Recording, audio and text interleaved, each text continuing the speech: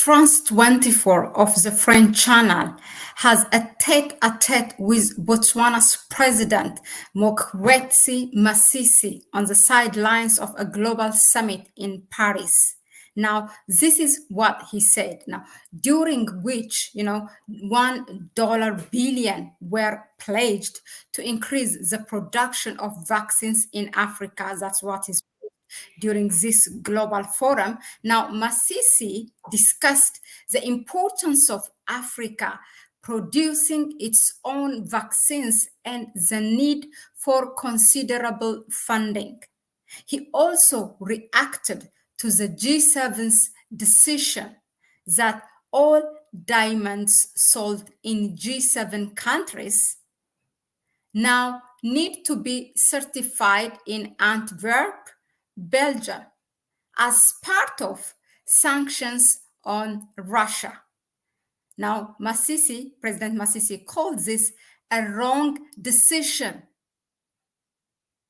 Yeah, so because this is what Africa is producing, that's what he's trying to say. So basically, we are the producing country. So we are the producer countries. This is what he said. Why would we not be trusted? Botswana, for example, is the world's top diamond producer by value so far. Now let's watch together here his interview with France 24.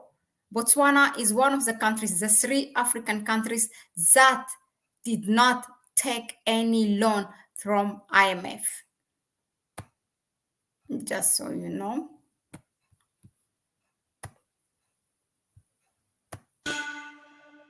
Hello and welcome to Tete-a-Tete, France 24's flagship interview show. Our guest today is Mokgweetsi Masisi, the president of Botswana. Thank you very much, Mr. President. Thank you. You're here in Paris to attend the summit meant to ramp up vaccine manufacturing production on African soil. Obviously, here in the West, many people think about COVID when they think about vaccines.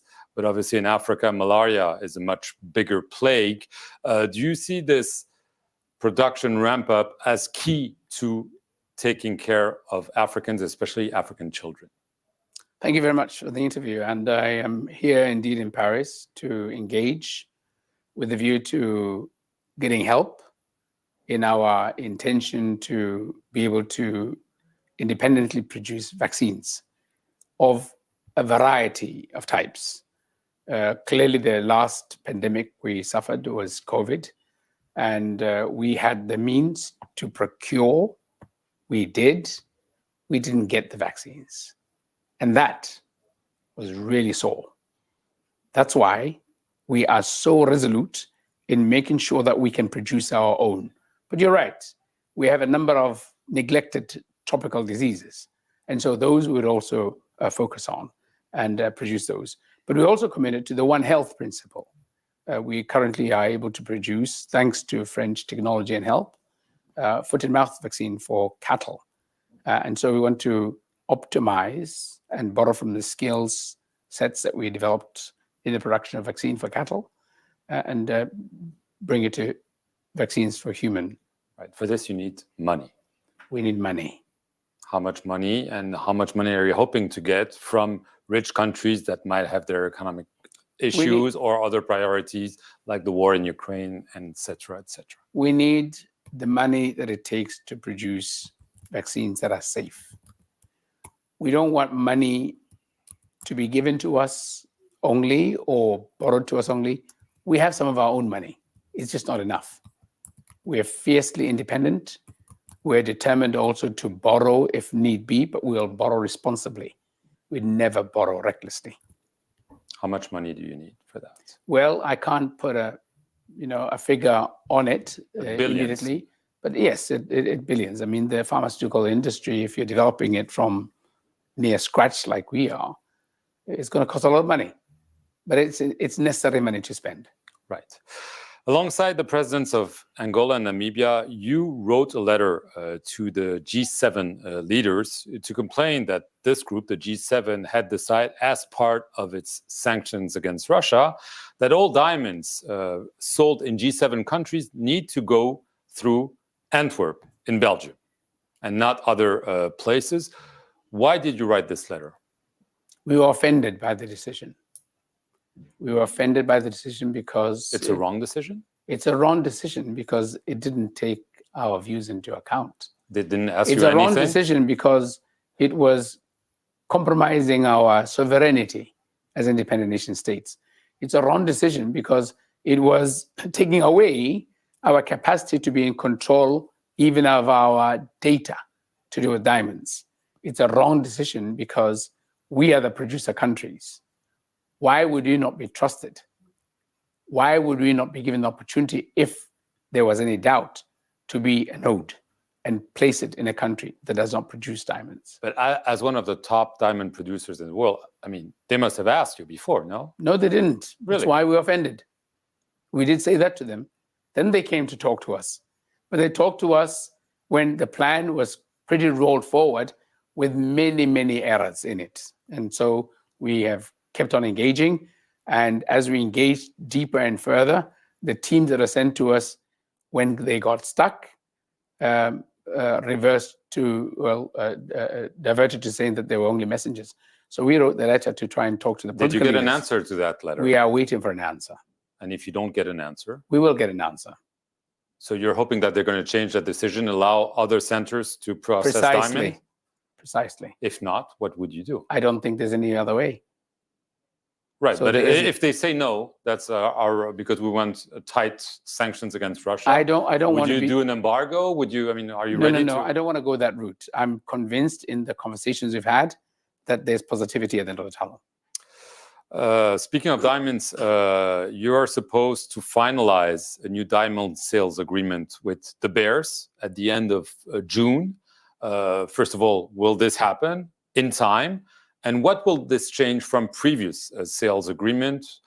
Some commentators have said that they were unbalanced. We are about 98, close to 99% done with the deal. So very few things remain. The last mile is But often the most difficult one. The last mile. And so, the broader issues we've agreed on. Whether it'll be signed in June or July, I'm not a technical expert in that area, but I just know that it'll be signed. There is a huge difference between the previous deal and the new one. Massive difference, night and day. In the previous agreement, for instance, that master agreement we had with De Beers, the original one resulted in them taking away to sell 100% of all diamonds. Then 2011, when we renegotiated the deal, 10% was taken by the Botswana government of the production of Botswana, which is a joint company between De Beers and the Botswana government, so that we could discover price. But without getting into details, we really didn't discover price so much. There were a number of limiting factors. And so when we renegotiated this time, not only did we agree on a principle of negotiation, which resulted in about 6 months, an increase from 10% to 25%, which is what we get now, but we're committed and we've agreed, once we sign the deal at signature, we will now take an allocation of 30%. And then we'll ramp up every year until on the 10th year, we're taking 50% of production. Are you saying that's one? Okay. The bigger change is also that we have removed the non-compete clause. That was the most offending clause in the old agreement. So you can sell to others. We can sell to others, we can beneficiate, we can participate in the whole pipeline. Was it a colonial era type of agreement before? You bet. It was more than colonial. What was it? Obnoxious, neo-colonial, imperial, and close to racist. Your country is often hailed as an example of wildlife conservation. Several Western countries are pushing for a ban on the import of hunting trophies, as they're known. This is not something that makes you happy. You even said in jest, maybe recently to Germany that, well, you're ready to send them 20,000 elephants. You have the largest elephant population in the world, 130,000, I believe. Why are you upset by this effort by the West to avoid too much hunting, especially those kinds of animals? Yet again, we would like more respect. Similar to the G7 decision, in this case, the reasons advanced are negated by evidence and science for the ban. The reasons being to preserve nature and so on, right? Precisely, because you don't do that by banning. Just like with any factory, because the nature of reproduction of elephants is similar to a production line that you have of VW or Peugeot. You've got offtake. If you don't, there's glut. If there's glut with living species, big mammalian species like elephants, what happens to the very ecosystem you're trying to protect? But more than anything else, if you're really a humane person, what happens to the human beings who live there? Particularly in a country like mine, where we have preserved more than 40% of land for conservation. There's nobody who has that record. So what do you think happens to those elephants? What do you think happens to the people who live there? What happens, do you think happens to their livelihoods when they try and eke out a living growing crops? Now, that is fallacious logic. Worse still is the non-recognition of the policies in place, the very progressive conservation policies we have, wherein the resources acquired out of the marketing from hunting is used for conservation on the main, is used for development, to protect the very species, to improve the livelihoods of the rural communities who live around these magnificent species. So what you're replying to the West is that in order to preserve crops, to preserve even lives in your country, you have to be able to hunt elephants. You've got to be able to hunt elephants, among other things. Right. It's not a panacea. Right. It's not a silver bullet, but it certainly does help, because elephants are very intelligent. You know, you shoot in a particular area, they avoid that area. Right. But do you think that Europeans prefer elephants to people in Botswana? Yes, certainly they're behaving like they do. Those Europeans who want to use the reasoning that they do to prevent fair trade of products in the wildlife economy. So what are you going to do if there are such bans? We're going to talk to the Europeans. But if they don't listen? They're human beings, they're governments, we have diplomatic relations, we will talk until they listen, because there are many ways of talking. I want to ask you more generally about democracy in Africa, in West Africa especially. I know it's far from your country, but nevertheless, we've seen coups. In other countries, we're seeing debates about presidential terms, people saying, oh, you know, I'm going to change the constitution, be able to have a new mandate, and so on. Are you concerned about the fate of democracy on the continent? I'm not only concerned about the fate of democracy on the continent, I'm concerned about the fate of democracy globally.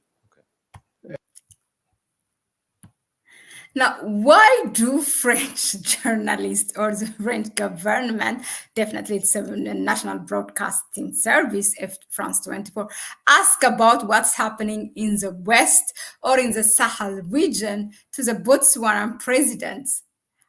Is France so desperate to get each and every one leader's opinion about the Sahel Alliance? I mean, let us anyway finish this interview, but I love the Botswana president. And in some of the leading democracies, I'm even more concerned, because they have been the examples that we've been following. For instance? Well, I don't know if I should be naming countries, but if you see what's happening in some leading industrialized countries about issues of democratic slide back, it's very worrying.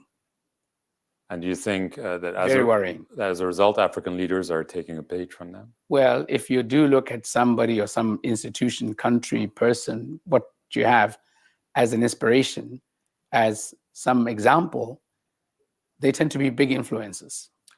You're confident you're going to win those elections? I am.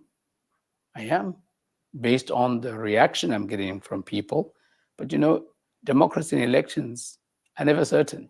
So my confidence is not the fact that I will win. The fact is I'm confident. That's where the fact ends. On those words, I want to thank you very much, President Masisi, for appearing here on France 24, and thank you all for watching this show.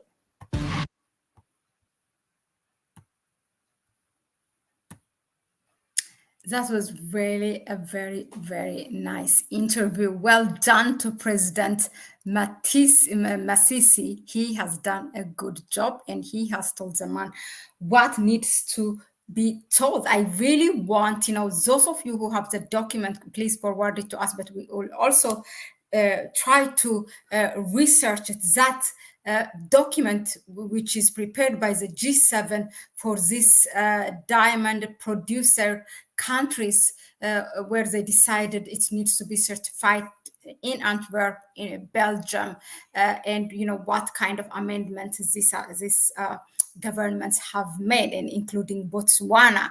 He said, the way he described it was racist, obnoxious, sick, and neo-colonial agreement. So that's how he called this agreement. My goodness. Yeah. So, but really, he's definitely a man to watch. It's good. We found one when we lost one in South Africa. Now we found one, at least still in the Southern Africa, which is a Botswana president, Masisi. We will be following him, and there is an election upcoming. So we will also follow that. Thank you very much again for tuning in. Let us know in the comment section, what do you think of his interview? Hello, Alicia, sister Alicia, Small Island. Yeah, definitely. These people are, trying to intervene everywhere. The thing is, the difference between the West and then the global South, like China and Russia, when they come to Africa, these ones are, the West is really trying to have that, to continue colonization. That's literally what it is. These ones, they have interests like China or Russia, but at least they're not interested in colonialism. There's this in trade, and of course Russia is interested also to sell its military products, but yeah, that's my view. Thanks anyway, and I will see you on the next one. Stay tuned. Okay, bye bye.